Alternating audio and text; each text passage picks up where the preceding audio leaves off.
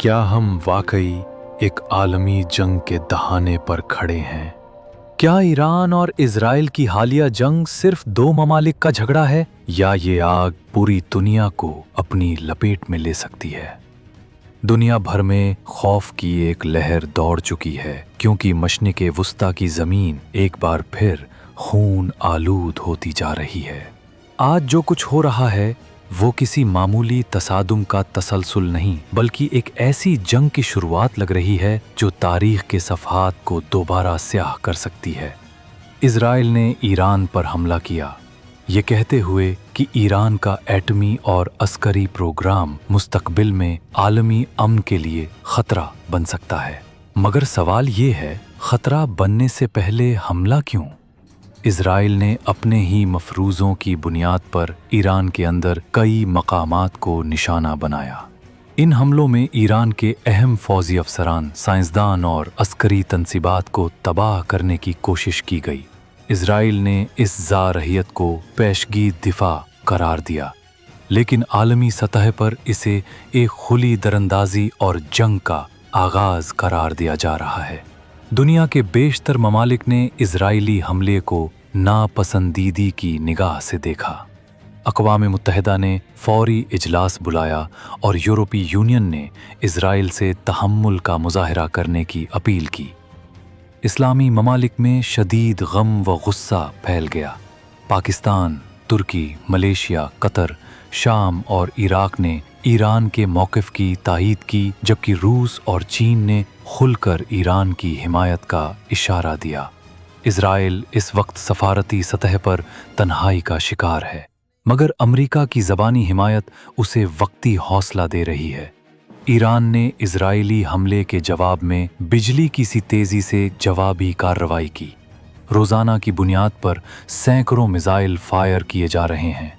Israel के बड़े शहरों में धमाकों की आवाज़ें गूंज रही हैं। हलाकतों की तादाद दर्जनों में पहुंच चुकी है, जबकि सैकड़ों अफराद ज़ख्मी हैं। ईरान का कहना है कि ये सिर्फ आगाज़ है। अगर इजराइल बाज न आया तो मुकम्मल तबाही उसका मुकद्दर होगी। सबसे हैरानकुन बात यह है कि इजराइल का दिफाई निज़ाम आयरन डोम, जिस पर वो सालों से फ़ख्र करता आया है, ईरानी मिसाइलों के सामने मुकम्मल तौर पर ना। ईरान के साथ खड़े मुस्लिम ममालिक भी अब खुलकर हिमायत का इशारा दे रहे हैं। हिजबुल्लाह पहले ही मुतहर्रिक है, हमास गज़ा में जंग छेड़ चुका है और अब यमन से भी इजराइल पर ड्रोन हमलों की इत्तलात आ रही हैं। ये जंग सिर्फ ईरान और इजराइल की नहीं रही, बल्कि ये मशरिक़ वुस्ता के हर मुल्क को अपनी लपेट में ले चुकी है। अगर आलमी बिरादरी ने फौरी तौर पर कदम ना उठाया तो ये शोले पूरी दुनिया को जला सकते हैं। सबसे ख़तरनाक बात यह है कि अब सिर्फ रिवायती हथियारों से बात नहीं बनेगी।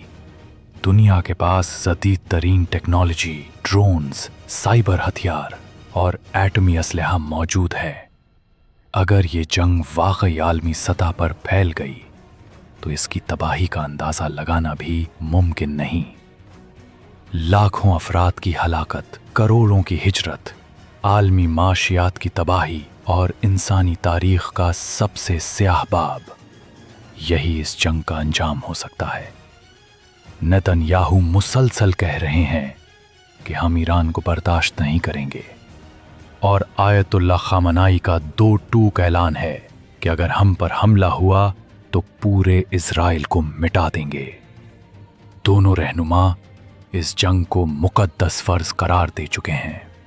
सवाल ये नहीं रहा कि जंग होगी या नहीं, बल्कि सवाल ये है कि ये जंग कब और कहां अपने इंतहा को पहुंचेगी।